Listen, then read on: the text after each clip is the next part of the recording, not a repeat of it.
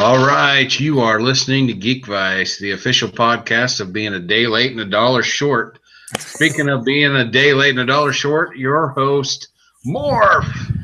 Welcome everybody to Geek Vice, episode number 96. This is two geeks struggling to be heard across the vastness of the World Wide Web. We dare to go where millions of men had gone before. I mean, really, someone had to show us how to do it. Thanks for joining us in our geekdom as we discuss all things geek and sometimes relevant topics. Tonight, we're going to talk a little bit about Kickstarter, about Splinter Cell, about Martians, and Mockingbirds, and some chick named Jessica Jones. How are you doing tonight, Mr. Kip? I'm doing pretty good. I just got home from bowling, so, I'm a little bit wired from that. Yeah, that'll do it. Yeah, that will do it. Did you have a good night bowling? Did you bowl a 300 yet? Well, if you had a couple of games together, I did. Actually, I bowled above average for the whole night, so I'm feeling pretty good about that. That's nice. That's good. You got that going for you, which is nice. We got some interesting news this week. This last week, we got some news from our friends at Prolific Games that they have some big news coming up. What did we hear about from them, Kip? Well, they have a new Kickstarter campaign. It started September 22nd, which is today. Today. I don't know when you're listening to this, so today wouldn't have done you any good. So September 22nd. A new game called Cultists and Cthulhu.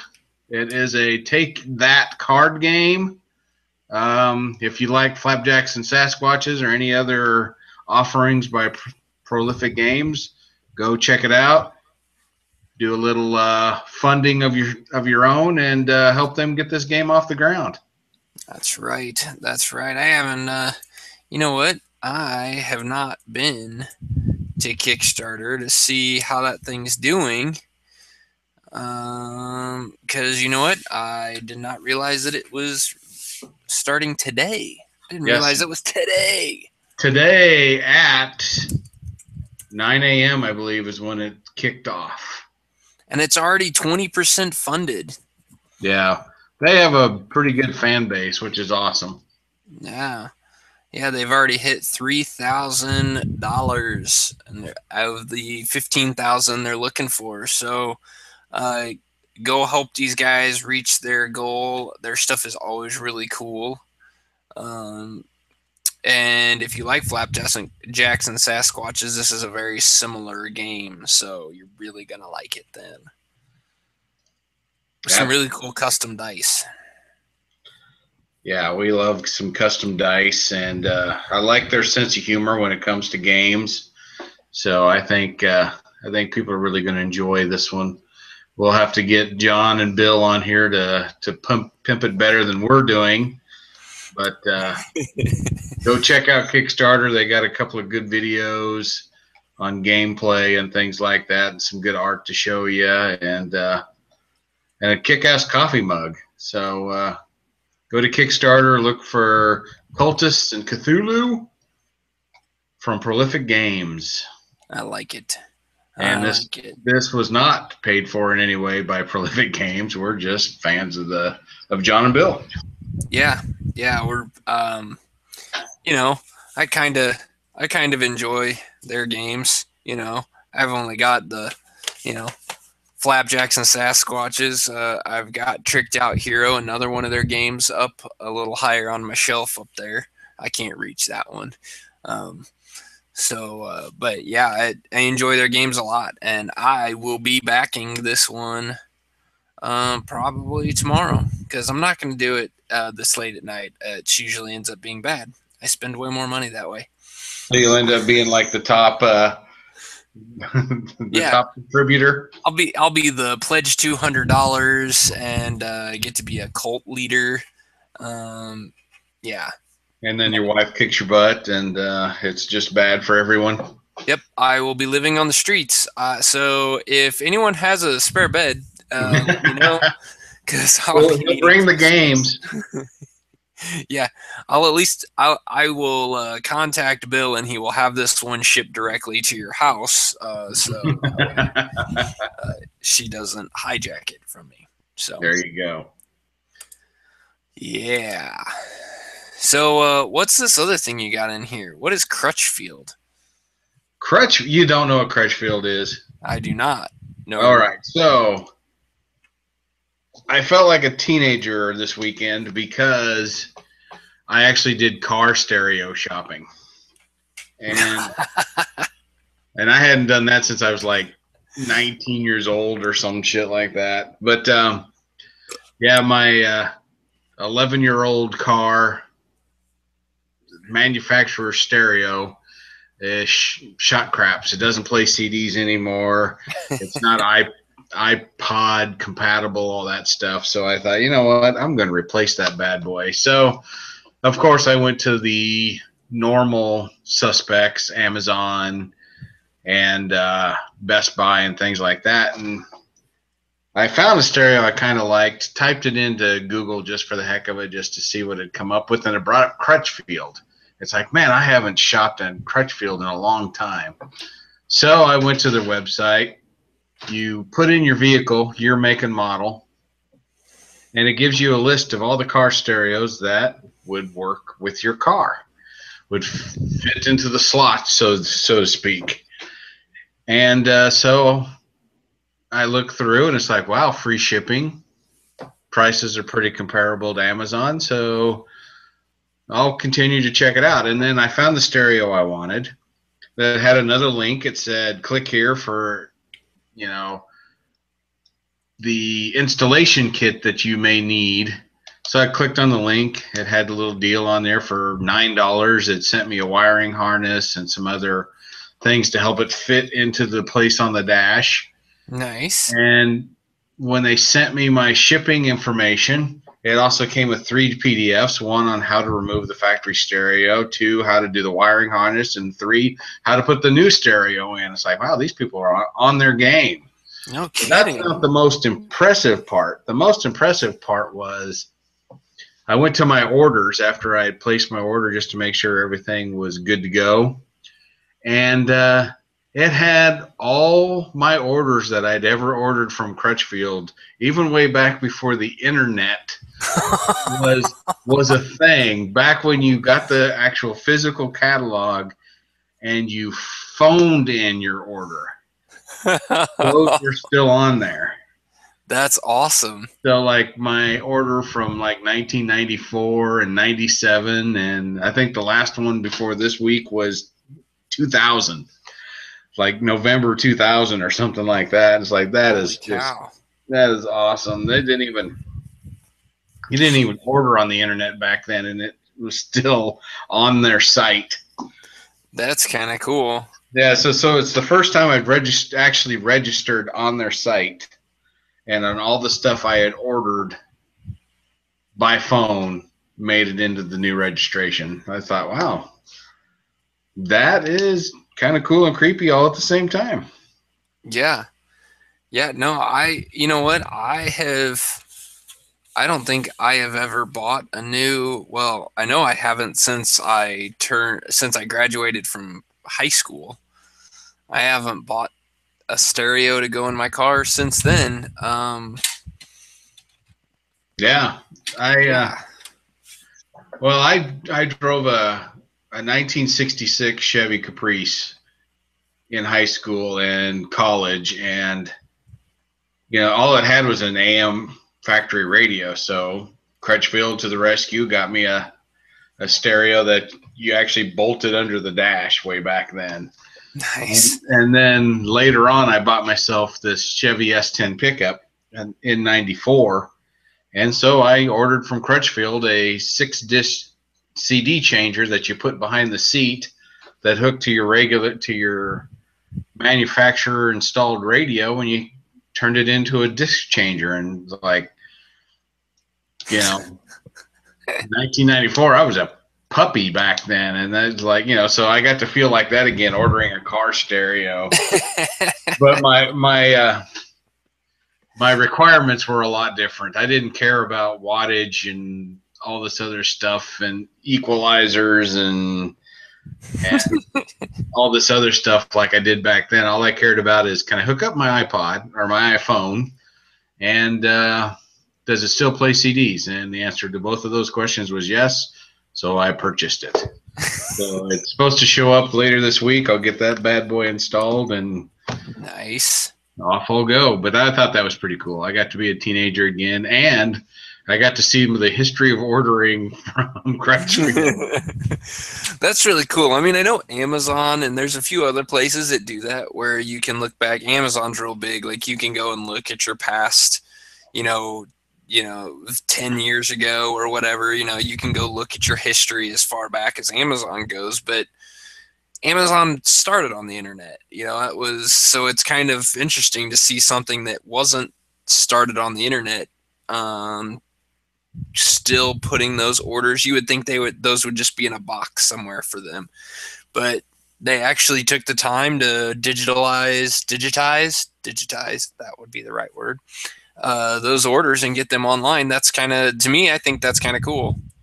Yeah, I thought that was exceptionally cool. So they put some work into it. Like I said, when I ordered all that stuff before, it was over the phone. Yeah. Wasn't over the internet. So that was pretty cool. That is cool. So did you play have you been playing any new video games or any video games this last week? I hadn't, but I did take a bunch of my Xbox 360 games into GameStop and traded them in. Oh, yeah? Yeah, so now I'm like full on PS4. So. Oh man. Yeah. How about you? Did you play any good games this weekend?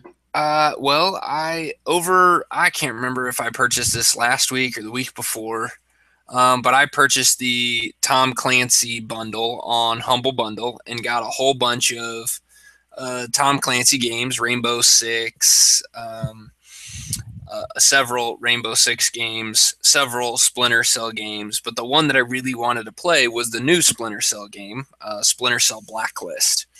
So I installed that on my computer, which I then had to, in order to get that to work, I had to install Uplay, which is basically Ubisoft's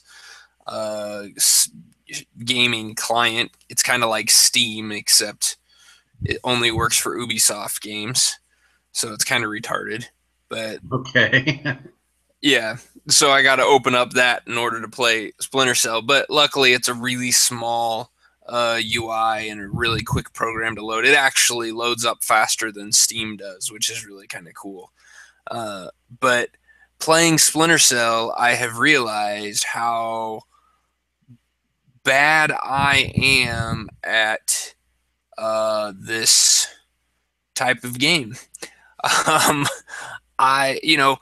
Blacklist, the big thing with it was promoted the fact that you got to pick your gameplay. You could either go through as a ghost, don't kill anybody, move through, just do non-lethal takedowns, or just avoid people altogether to accomplish your goal.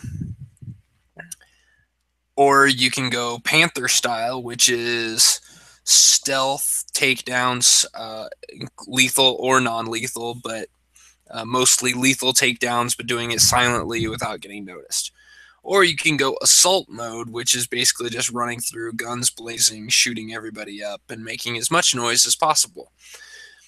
Awesome. So, my game style, or what I enjoy to play the most, is probably closer to that Panther style than anything, but I've tried to go through and play this game as a ghost. Try to go through completely undetected, sneaking around, only doing non-lethal takedowns when I can, hiding, knocked out bodies, because if they're found, if you knock somebody out and one of the guards finds them, they'll wake them up and sound the alarm, and then you're gonna have a really hard time being sneaky. So yeah, I have only played through a couple of missions, but I've already logged in probably close to 10 hours. Dang. And that is not because the missions are so long, which they are rather long. It's because I have to keep playing parts of it over and over again. Because when you die, you don't.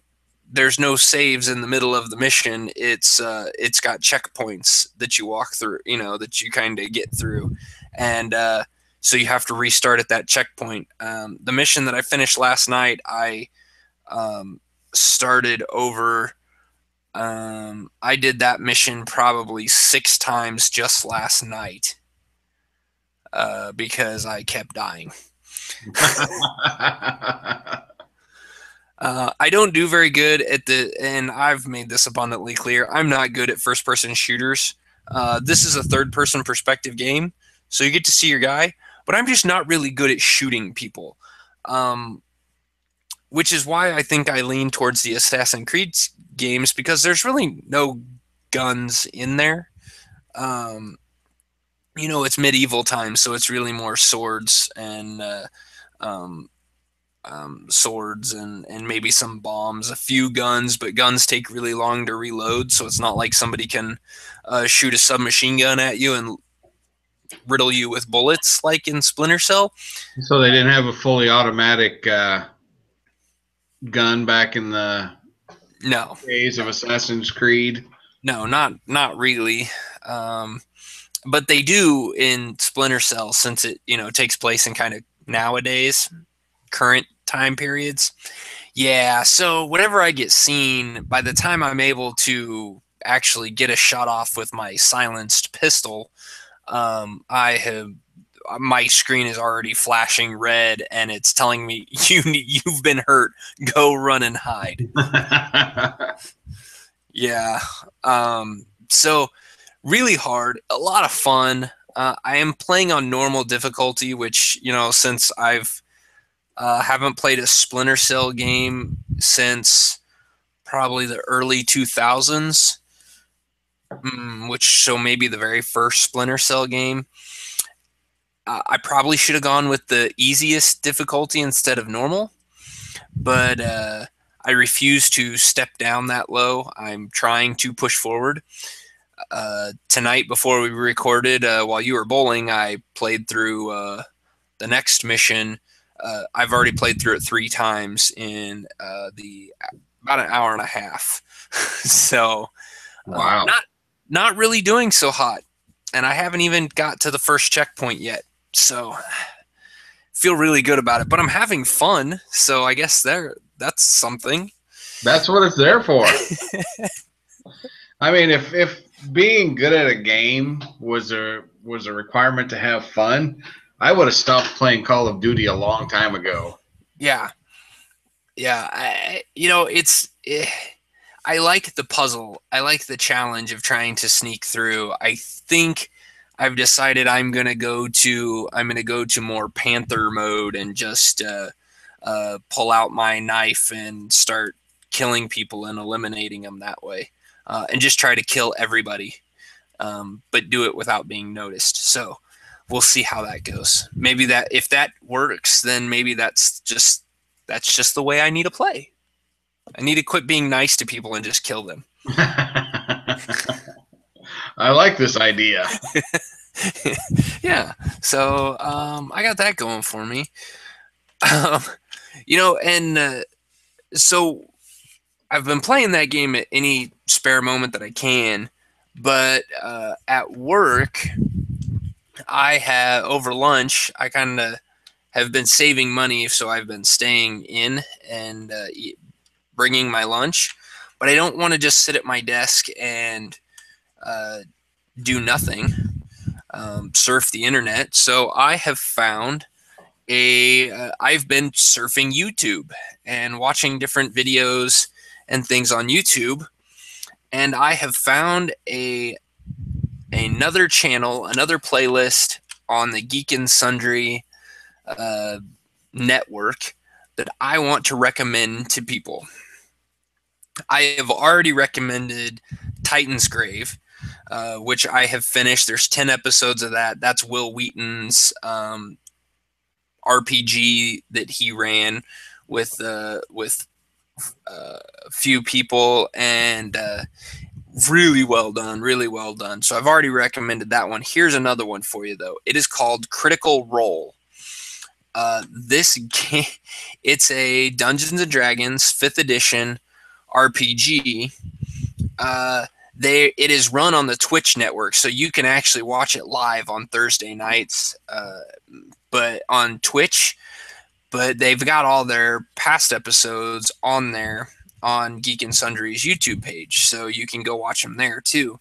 And so the downside is they're 3 hours long. It's their full gaming session. It's unedited. It is these guys. It is eight players and a GM playing a game. And the best part about this game is every one of the players and the GM are all voice actors. So when they get into character, they have the voices for them. And when the GM is a NPC in the game, he has a distinct voice for them. In the first few episodes, they are going through a dwarven village, and all the dwarves have a Scottish accent.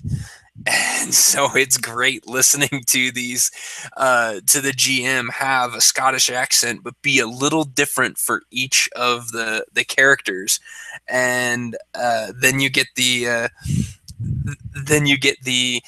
playing, the actual players getting into their characters, and it's just listening to them play on the fly. It's like, wow, this just makes me excited to go play D&D again. I'm ready to get our group together and start a new campaign. So we got to finish this Marvel that we just started so that we can get back to doing D&D. So but our problem is none of us are voice actors. So it doesn't matter. It doesn't matter.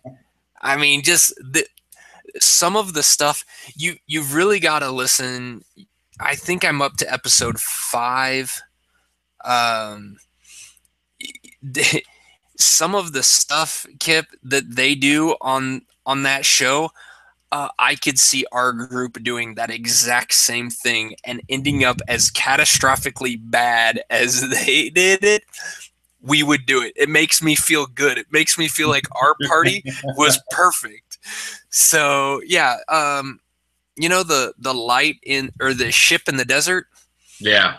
They kind of had some same moments like that. The genius of let's just do this, and it's great because since it is a live them playing, it's not the GM doesn't let them just sit there and discuss what's going to happen. When it gets the heat of the moment, you have all of these people popping up. Well, I'm going to do this, and I'm going to do this, and he holds them to it. He might, if something doesn't actually work gameplay wise, he'll put a kibosh to it or give them a warning of it, and they'll be like, "Oh, whoa, no, I don't want to. I don't want to do that then," and he'll let them backstep. But there was one point where they were on a flying carpet trying to get away from these Durigars, these evil dwarfs that are throwing javelins and shooting ballista bolts at them as they're trying to get away on this flying carpet.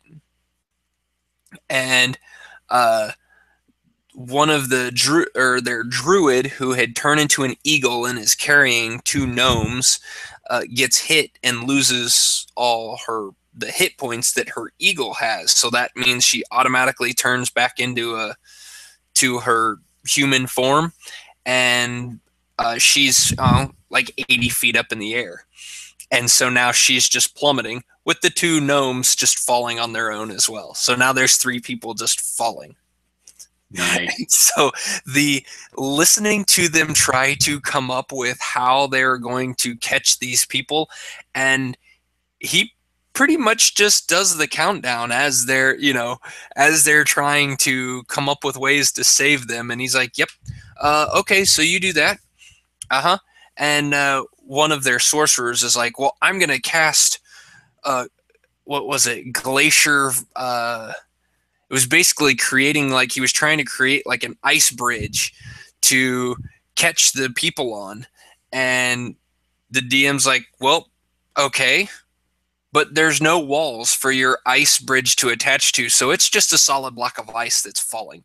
He's like, oh shit, that didn't work out. And so it's like just seeing these people try to come up with stuff really, really quick. It was really fun and really fun to listen to. There's video to it, but you don't necessarily need the video. They show maps of the combat occasionally, but most of the time the video is just of these people sitting at tables, stuffing their face with food, and playing this game. And so you don't necessarily need the video. You could just minimize the YouTube channel and listen to the audio, and it's a lot of fun. I highly recommend Critical Role on the Geek and Sundry YouTube page. Yeah, I started it today. I was listening to the character backstories. Mm-hmm. And, had another window open and was looking at something else while I was listening, and then I clicked exit out of the program instead of just the one tab and lost the whole thing. And by that time, it's like, you know what? I need to actually do something else. So I didn't pick it back up, but I need to get back into it. I like the voices, and the people seem like, their backstories were pretty humorous at times. So I'm looking forward to seeing where this goes. Oh yeah, it is really funny. And what I find myself doing now is, because at the beginning they always tell you who all the people are, who the actors are that are playing, and so then I go to IMDb and look them up and see what else they've done. I'm like, oh, I've played that game that he was a voice actor for, or I've seen that cartoon. It's a lot of fun. I enjoy that part of it. Are you watching it on? Are you logged into your Gmail account when on that webpage when you're watching the YouTube? Yeah, it's my Geek Vice. It's the Geek Vice Google. That will save where you're at. So if you go back to that same video, it'll start right back up where you left off. Nice. Which is very nice. Thank you, YouTube, for keeping track of that for me. Well, it's like they know that I'm an idiot. It's great.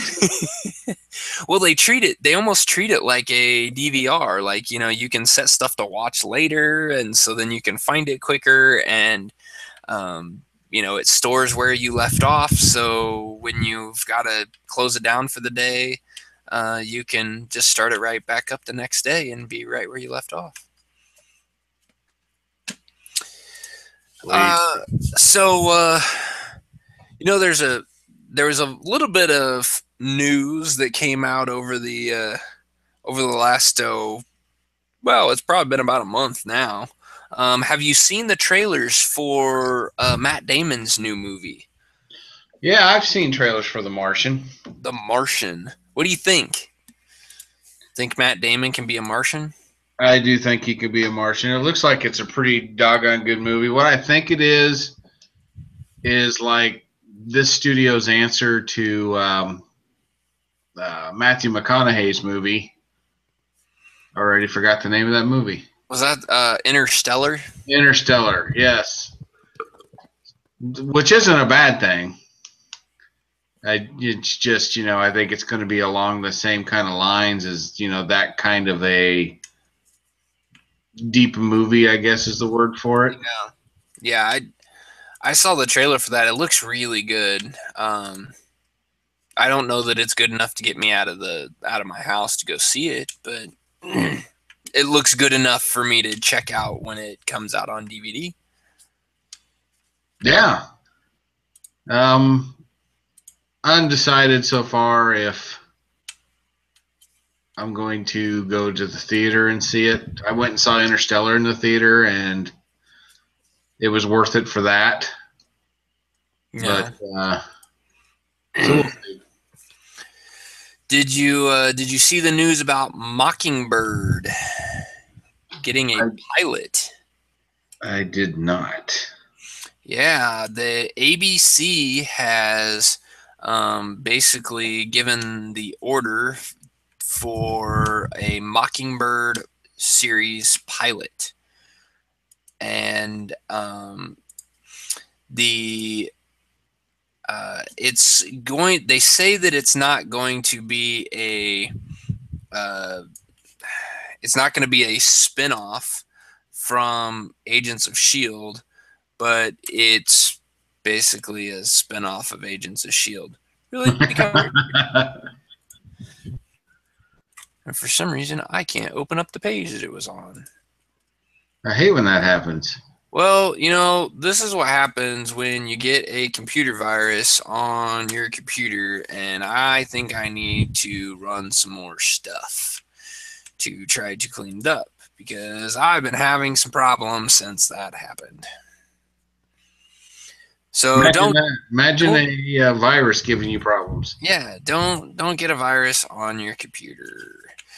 So yeah, it's going to follow Adrian Palicki's character Mockingbird and or Bobby, and Nick Blood's character, and kind of do a I don't know, almost like Marvel's Most Wanted. Follow them through their adventures.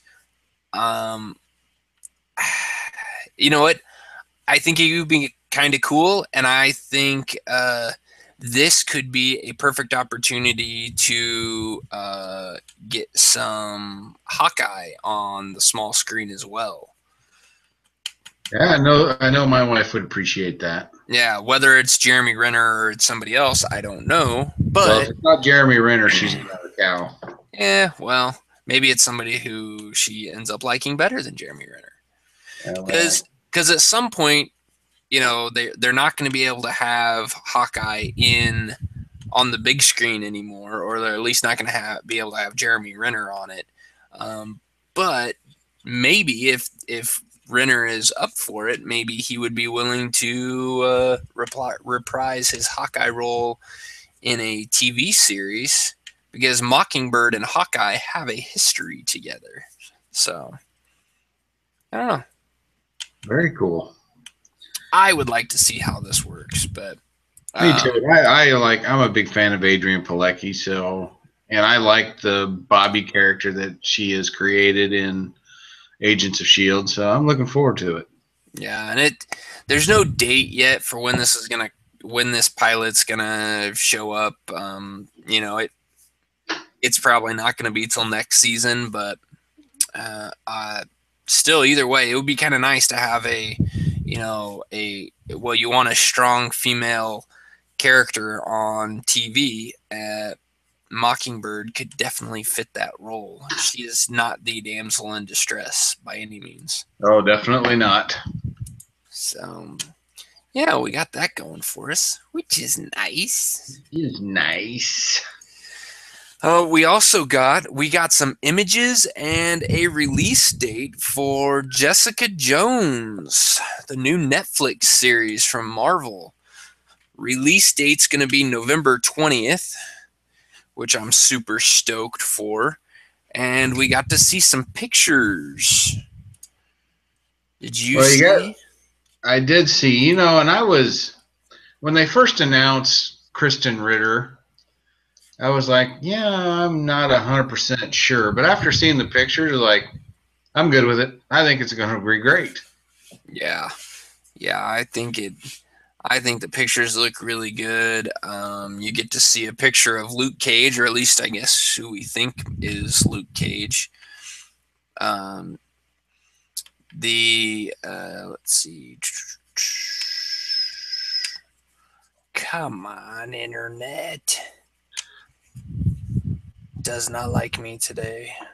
The squirrel slowed down. Yep.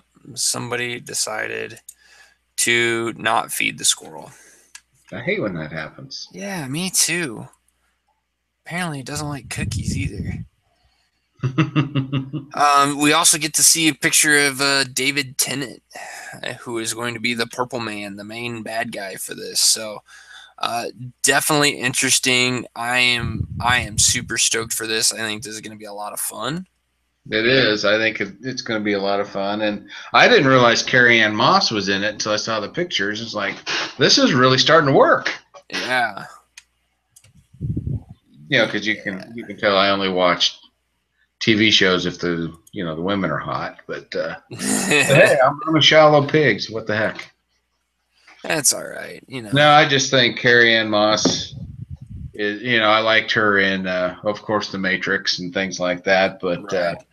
And I really liked Kristen Ritter in Don't Trust the Bee in Apartment 23 or something like that. You ever watch that? No.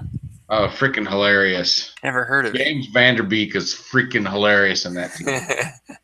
So she's really good at the comedy. That's why I wasn't too sure about this Marvel role. But I seeing the pictures and everything, it's like, okay, now I've got some hope for this. I think it's going to be really good. Yeah, I like the synopsis that they're giving for it. I like this idea.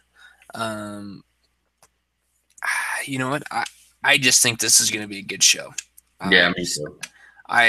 After seeing what they've done with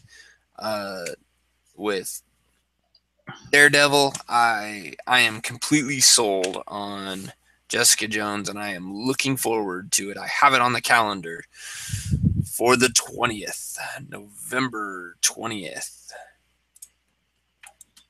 And they're doing the thing where they're releasing all of them at once, right? Yep.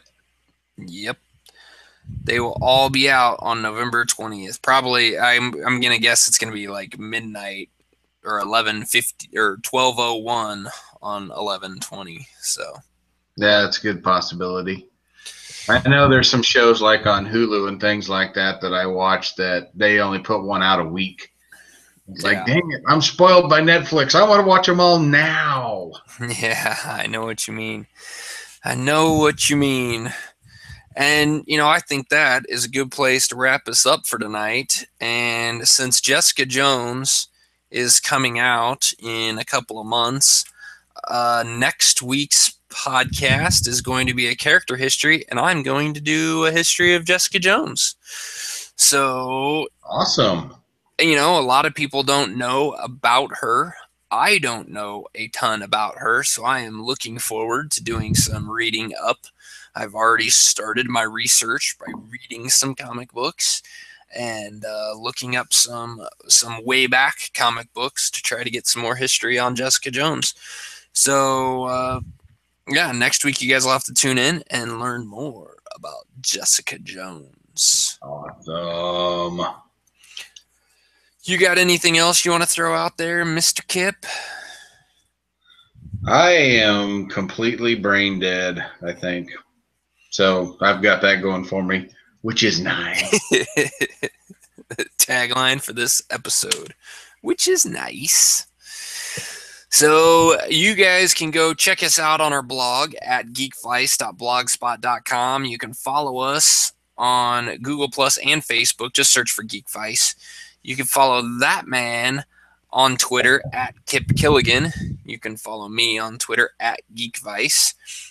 Be sure to go check out the Kickstarter for Prolific Games' new book or new game, and go check out the Amazon page for. There's a link on our Facebook page for Isabel Tori's new book, or excuse me, Pfeiffer St. Clair's new book, and you can email us any of your requests or your complaints on the show. If you want us to cover a certain topic or you want me to do a history for a particular person, email us. If you know history about Jessica Jones, send it to us. Yeah, if you've got some specific history or some history you want included in her bio next week, send it to geekvice@gmail.com. And thanks, everybody, for listening to our ramblings, and we will see you next week. Later.